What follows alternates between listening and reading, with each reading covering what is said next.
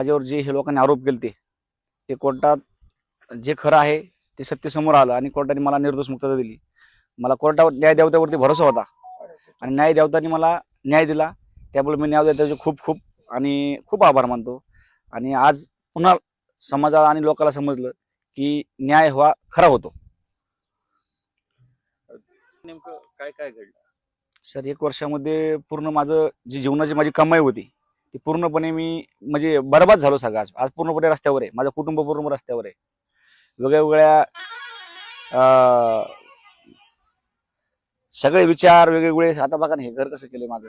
आज माझे लेकरं बाळ माझे वडील इतके 80 वर्षाचे वडील आहेत माझे. आज त्यांना राहण्यासाठी छत नाही.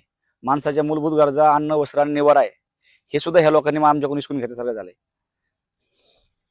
म्हणजे पूर्णपणे वर्षभरात तुमच्यावर खूप काही आरोपही झाले. हो व्हिडिओ पण व्हायरल झाले. हो. त्यामागची काय सत्य होतं?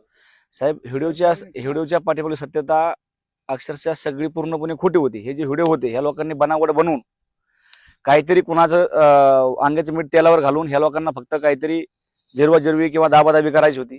त्याच्यामुळे ह्या लोकांनी मला टार्गेट केलं आणि मला टार्गेट करून माझ्या घरावर माझ्या कुटुंबावर अशा पद्धतीने त्यांनी अन्याय केलेला आहे. हे कोणी केलं? व्हिडिओ व्हायरल असेल किंवा हे सगळ्या गोष्टी ज्या झाल्या तुमच्याबाबत या कुणी केल्या आणि का केला? आता सर मी तर जेलमध्ये होतो ना. आता हे पोलीस प्रशासन तपास केला पाहिजे. आता मला यातलं काहीच कल्पना नाही ना कोणी